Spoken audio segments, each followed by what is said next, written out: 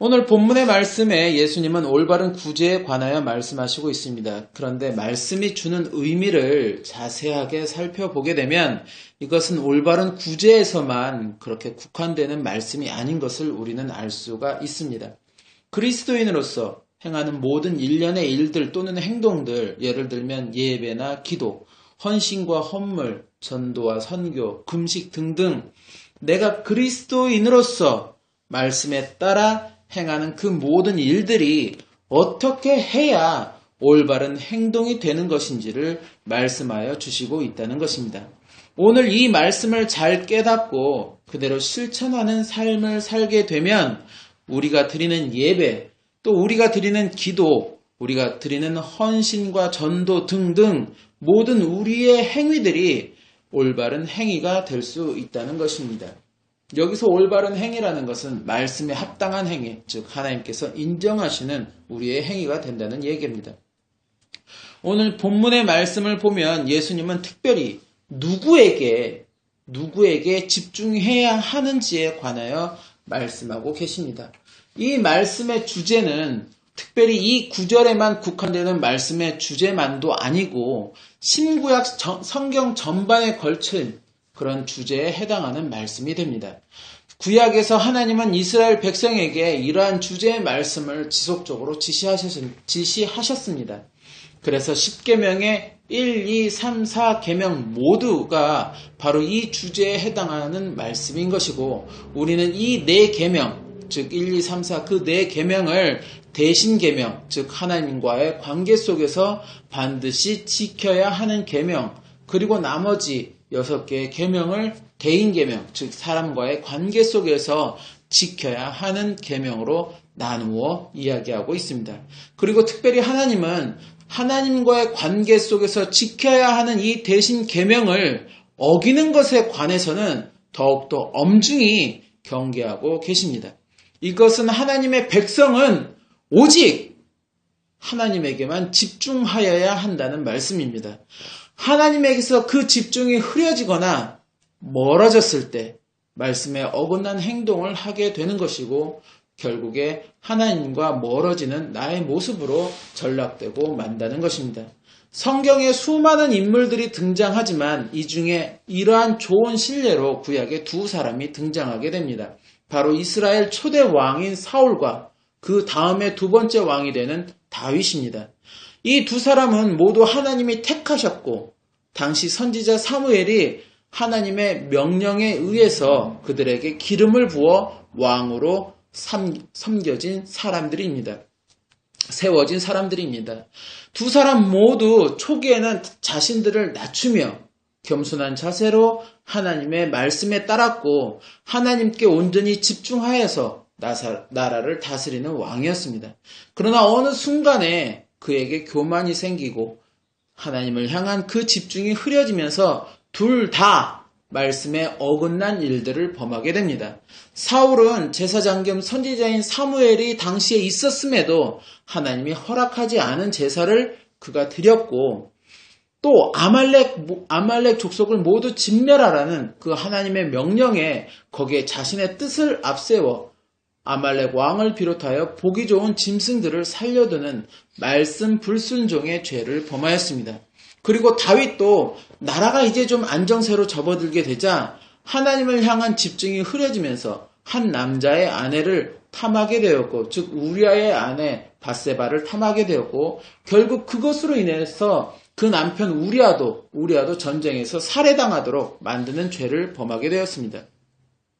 그리고 후에는 하나님이 원하지 않았던 백성의 계수를 진행해서 백성들을 어려움에 처하게 만들기도 하였습니다. 이렇듯 둘 다 하나님 앞에 범죄를 하였음에도 사울은 결국 하나님께 버려짐을 당한 사람이 되었고 다윗은 하나님 마음에 합한 사람이 되어서 하나님은 다윗과 언약을 굳건히 세우시기도 하였습니다. 왜일까요? 똑같이 둘 다 하나님 앞에 죄를 범하였는데 왜 한 사람은 버려짐을 당하고 또 한 사람은 선택받은 사람이 되었을까요? 범죄하는 그 양식이, 범죄 모양이 서로 달라서일까요? 아닙니다. 설사 다윗이 사울과 같은 죄를 지었다고 할지라도 분명 다윗은 선택받은 사람이 되었을 것입니다. 그렇다면 이 둘에 무슨 다른 점이 있어서 그런 극명한 결과를 초래하게 되었던 것일까요? 그것은 그럼에도 불구하고 다윗은 하나님께 다시 온전히 집중하는 모습으로 돌아왔다는 것입니다. 둘 다 그들의 범죄에 대해서 당시 선지자들이 하나님의 말씀을 받아서 그들을 깨우쳤습니다. 그렇게 하였을 때 사울은 회개하고 다시 하나님께 집중하지 못하였고, 다윗은 통안의 회개를 하고서는 다시 하나님께 집중을 하였다는 사실입니다. 인간은 누구나가 실수를 할 수 있습니다. 말씀을 알면서도 그 순간에 자기의 생각에 이끌려서 말씀에 어긋난 일을 할 수도 있고, 말씀을 몰라서 그것이 말씀에 어긋난 일인지도 모르고 행할 수도 있습니다. 그러나 이후에 자신의 그러한 잘못을 알고 깨닫게 될 때 그 잘못을 회개하고 다시 하나님께 집중을 하는가, 아니면 나 스스로를 자책하면서 또는 자신의 자존심 때문에 회개하지 못하고 하나님을 향한 그 집중이 점점 흐려져 가는가 하는 것입니다. 신약의 베드로는 예수님이 바라보는 앞에서도 예수님을 3번이나 부인하였고, 가룟 유다는 예수님을 은 30냥에 팔았습니다. 누구의 죄가 더 큰가? 그것이 중요한 것이 아니라 가룟 유다는 그 자책감에서 벗어나지 못하고 결국 자살을 선택하고 말았고, 베드로는 후에 부활하신 예수님을 보면서 통회의 회개를 하고 예수님의 수제자의 삶을 살았다는 것입니다. 자, 그렇다면 하나님께 집중을 한다는 것은 무엇을 의미하는 것일까요?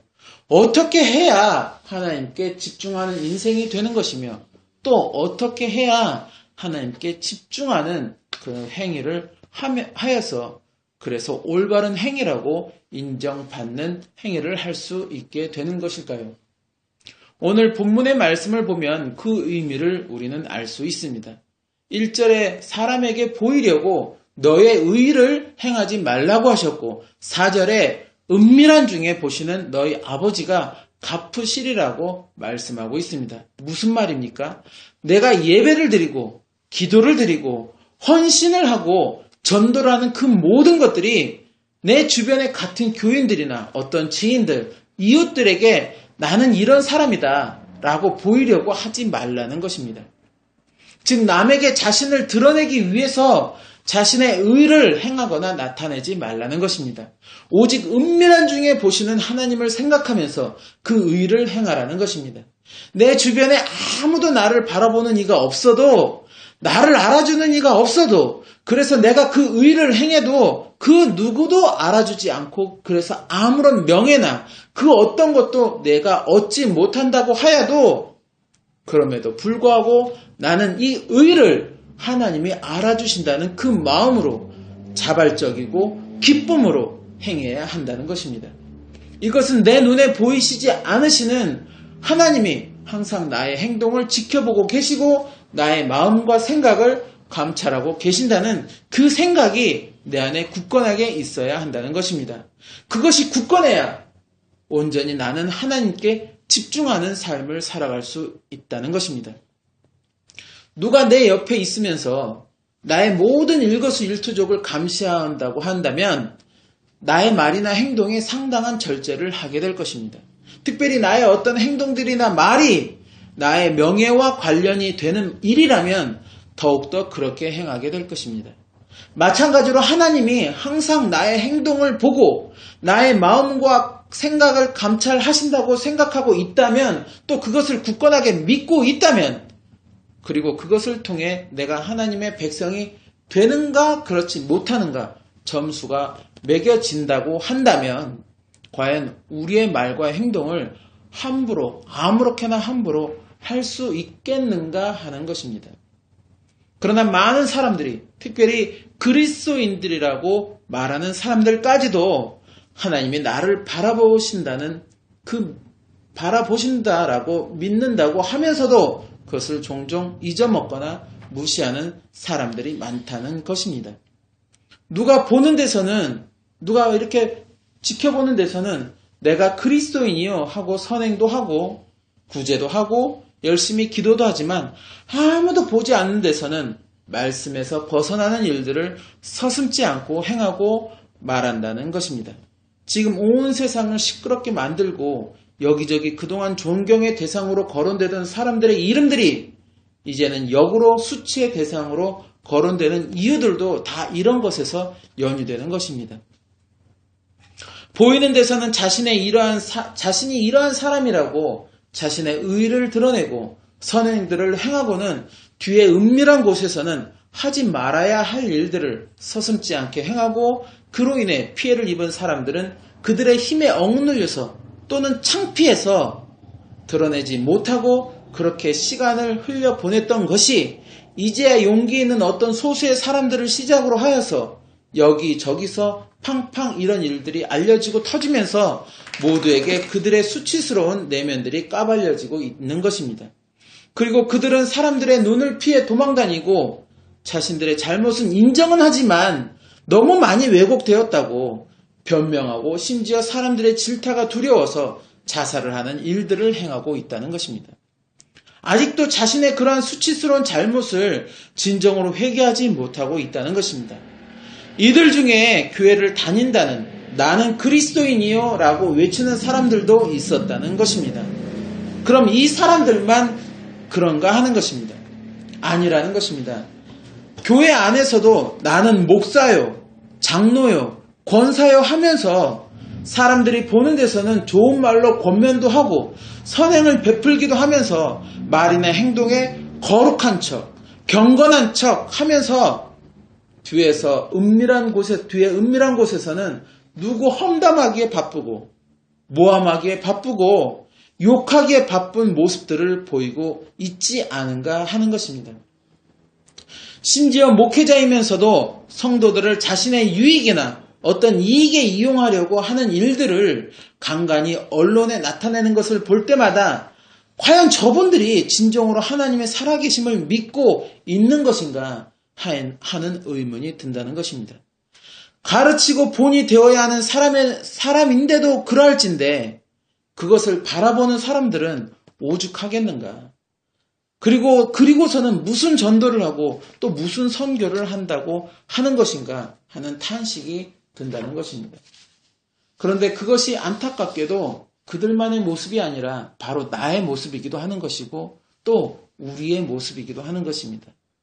말은 하나님은 살아계시고 지금도 나를 지켜보고 계신다고 이야기하면서 내 옆에 어떤 누가 나를 좀 알아줬으면 좋겠고 인정해줬으면 좋겠고 그래서 대우받았으면 좋겠고 하는 그런 마음을 갖고 있지 않는가 하는 것입니다.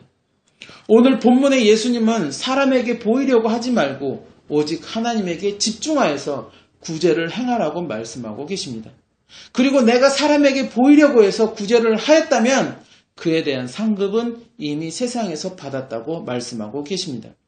너의 의를 이미 세상 사람들이 인정했고 그래서 그들에게 어떤 존경이나 대가를 받았다면 그것으로 상급은 끝이 났다는 이야기인 것입니다. 세상에서 받은 상급은 결국 내가 세상에서 떠나면 같이 아무것도 아니게 되는 그냥 그렇게 사라지는 상급이 되는 것입니다.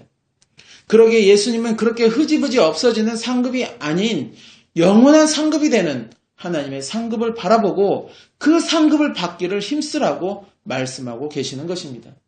그래서 나의 구제는 아무도 모르는 오른손이 행하는 것을 왼손도 모르게 행할 정도로 그렇게 은밀한 구제가 되어야 한다고 이야기하고 계십니다. 같은 몸에 붙은 지체인데 오른손이 행하는 것을 왼손이 모를 수가 있을까요? 그만큼 내색하지 말고 조용하고 은밀하게 행하라는 말씀인 것입니다.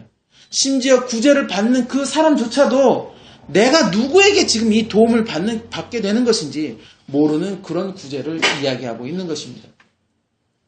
누가복음 14장에 보면 잔치를 배설하거든 차라리 가난한 자들과 병신들과 저는 자들과 소경들을 청하여서 그들에게 베풀어라라고 말씀하고 계십니다.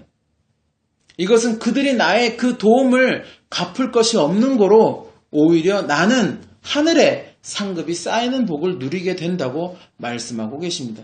결국 이 말씀은 내가 누군가에게 베풀었던 그 의가 그가 다시 나에게 어떤 의로서 베풀게 된다면 내가 베풀었던 그 의에 대한 상급은 그것으로 이미 얻었다라는 말씀인 것입니다. 구제라는 것은 어려움에 처한 어떤 사람에게 도움을 주어서 그 어려움에서 그를 건져낸다는 의미를 가집니다.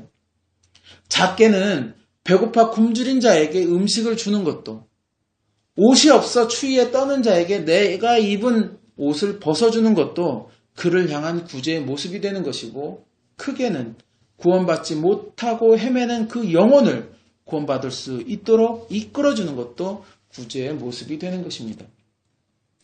세상에서도 교회에서도 때마다 철마다 많은 구제들을 행하고 있습니다. 그러나 믿는 그리스도인들이 행하는 구제는 세상에서의 구제와는 조금 달라야 한다는 것입니다.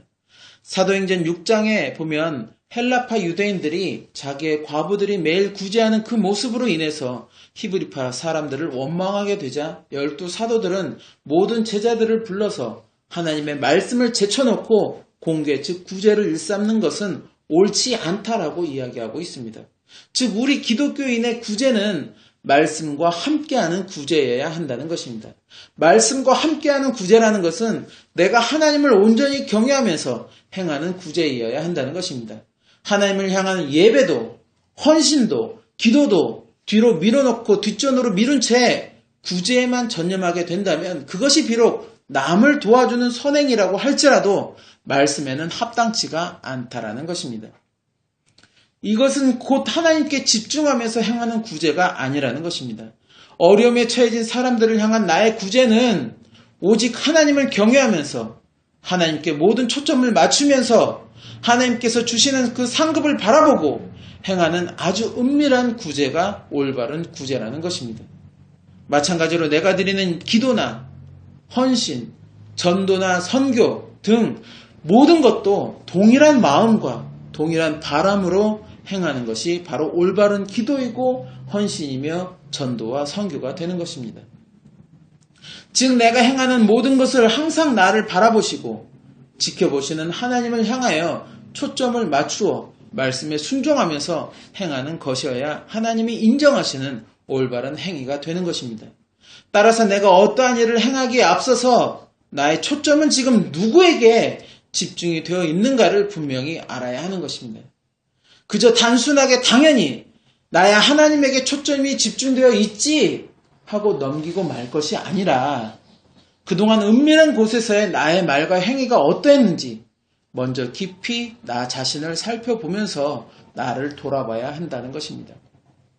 그리고 이제라도 나의 초점을 나에게서 나의 다른 것에서 벗어나서 온전히 하나님께 집중하면서 하나님을 경외하며 말씀에 순종하는 그런 구제와 기도, 예배, 헌신의 삶이 되시기를 소망합니다. 그래서 주님께서 인정하시고 기뻐하시는 삶이 되고 더불어 우리의 상급이 하늘에 넘치도록 쌓이는 그런 복된 삶이 되시기를 예수님의 이름으로